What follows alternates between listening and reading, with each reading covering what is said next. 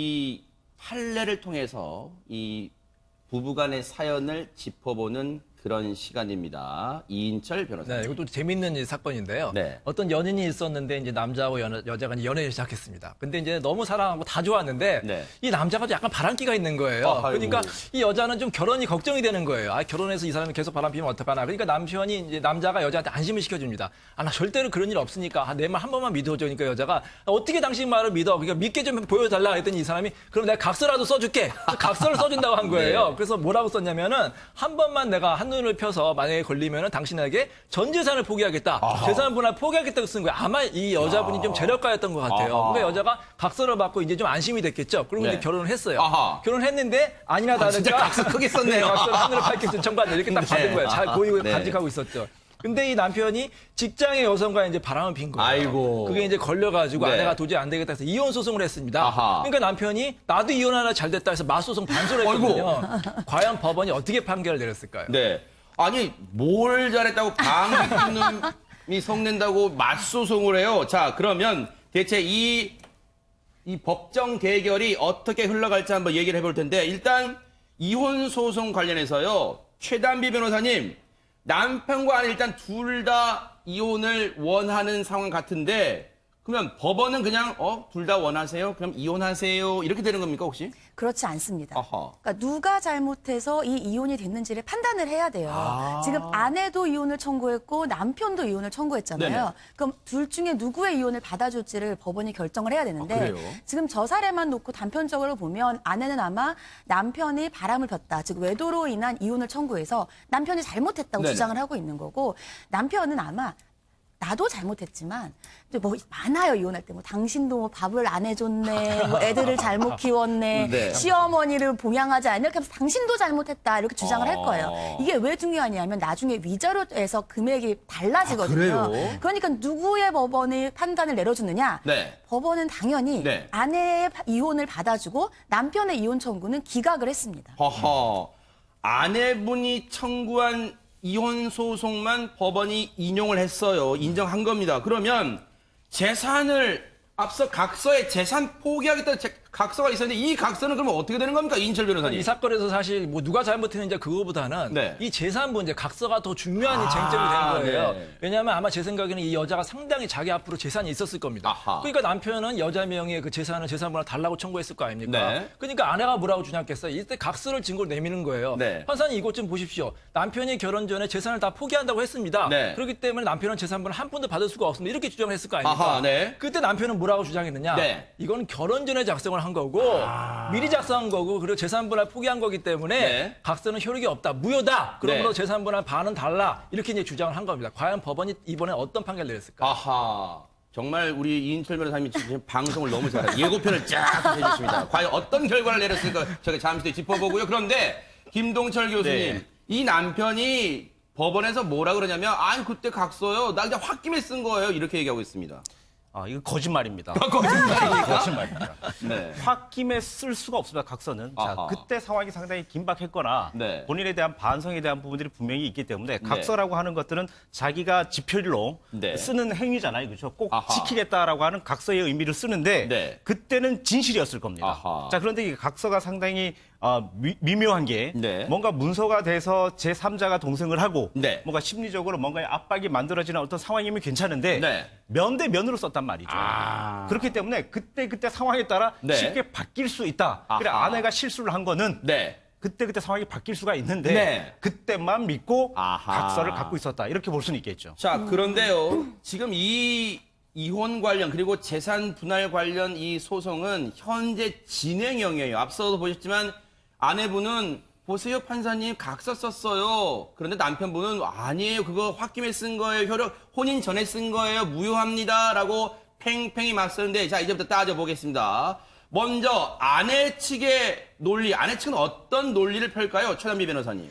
아내 측이 사실은 법적인 판단으로 봤을 땐 좀 불리한데 어허. 제가 만약에 변론을 한다면 첫 번째로 이 남자 같은 경우에는 결혼 전에 이미 각서를 썼다. 네. 그러면 결혼 전부터 바람기가 다분한 거예요. 아하. 보통 연애할 때 눈에 뭐가 씌어서 잘 안 보여요. 그러니까 네네. 한 번 걸렸던 전력이 있는 거죠. 네네. 그러면은 지금 결혼해서 처음 걸렸지만 그전에도 아내 몰래 이미 많은 바람을 폈을 가능성이 높습니다. 아하. 즉 소위 상습자라는 거죠. 네. 상습 바람자. 그렇기 때문에 상습 바람자 같은 경우에는 위자료를 많이 산정을 해달라. 일단 이렇게 주장을 하고 아하. 두 번째는 재산 분할과 관련된 주장을 할 때 네. 재산 분할은 부부가 결혼을 해서 함께 형성한 재산을 나누는 거예요. 아하. 기여도를 판단을 하는데 네. 바람은 공짜로 피는 게 아닙니다. 아하. 정신적으로만 피지 못해요. 네. 여자친구한테 밥도 사주고 선물도 사주고 놀러도 가고 한단 말이죠.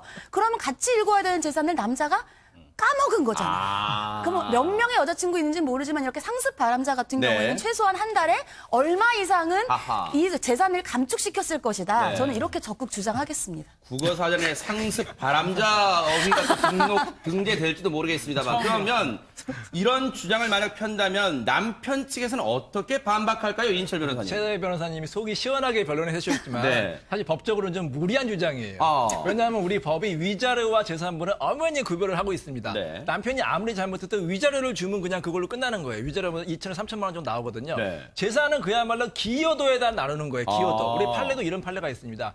혼인 전에 재산 분할을 미리 포기하는 경우도 있고 아니면 결혼 중간중간에 미리 재산 분할 포기하는 각서를 쓰는 경우가 있어요. 아, 네. 다 무효라고 판결이 나왔습니다. 아, 그래요? 왜냐하면 이 재산 분할이라는 것은 이미 이혼을 해야만 효력이 발생을 하는 거거든요. 아. 구체적으로 우리 내일 그 법원에 도장 찍으러 가자. 네. 아니면 이혼 소송을 하자. 이렇게 얘기가 나와서 이혼이 된 다음에 그다음에 이제 당사자가 협의를 하거나 아니면 이제 법원에서 어느 정도 재산 분할의 기여도를 판단 받았을 경우에 그때는 포기가 네. 가능합니다. 네. 실제로 법원 가서도 조정을 해가지고 재산 분할 상당히 아내한테 포기하는 경우가 가끔 있어요. 네. 많지는 않지만 네. 그런 경우에 유효하지. 이거는 미리 아니 재산이 얼마 생길지도 모르고 기여도가 얼마 생길지도 모르잖아요. 비록 남편이 잘못했지만 열심히 일을 해가지고 예를 들어서 아파트도 같이 사고 열심히 일한 거는 기여도를 인정해줘야 되거든요. 아하. 그렇기 때문에 결론적으로 최 변호사님 말씀은 속은 시원하지만 아하. 법률적으로는 제 말이 맞다 이렇게 보시면 네. 되겠습니다.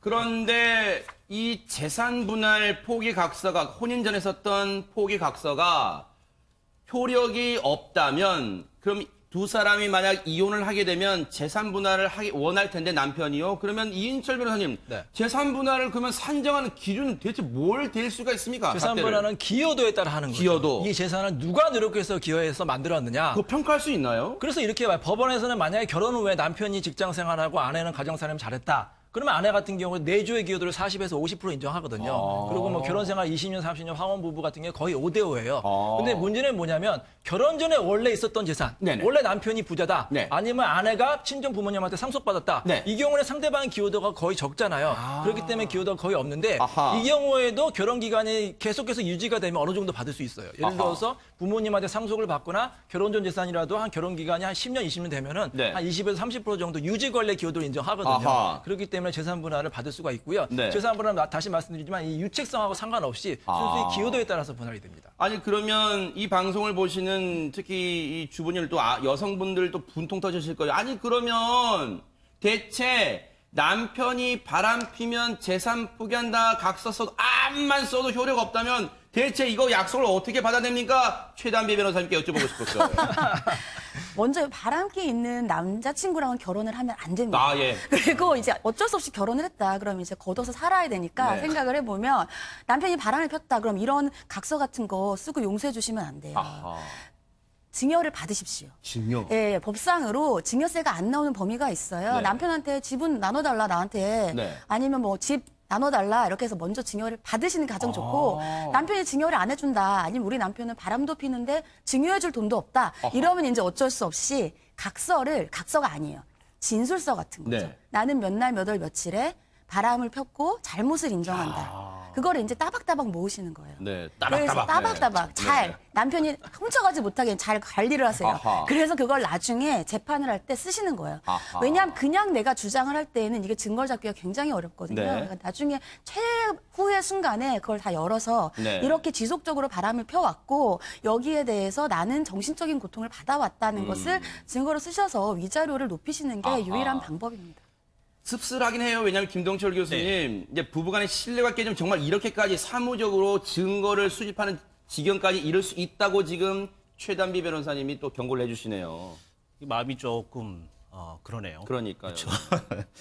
보통 우리 이런 얘기들 많이 하잖아요. 이 뭐 윗 어른들이 얘기를 하시기에 이제 이런 바람 피는 건 절대 고쳐지지도 않고 아하. 그리고 내버려 남주냐 뭐 이런 얘기들 많이 하시잖아요. 그렇죠? 네. 자, 이렇게 해서 내버려 남주지 못한다라고 한다면 이건 분명히 문제가 생기고 네. 지금 이런 상황에 있는 부부들이 많이 있지 않겠습니까? 네. 그럼 다 이혼을 해야 된다. 아하. 뭐 이런 결론이 나잖아요. 네. 근데 사실은 이런 부분들도 해결할 수는 있습니다. 그래서 사실 이 네. 해결하는 방법 중에 여러 가지가 있는데 네. 강력한 인지학습 치료. 자, 네. 이게 뭐냐? 강력한 공포를 주는 거죠. 아하. 아주 무서운 공포를 주거나 네. 사례를 이야기를 하셔서 네. 정말 하지 못하도록 강력하게 해주시면 네. 조금 보완이 되실 겁니다. 왠지 갑자기 문득 바람과 함께 사라지다라는 그 제목이 많은 것을 떠올리게 해주는 그런 상황이었던 것 같습니다.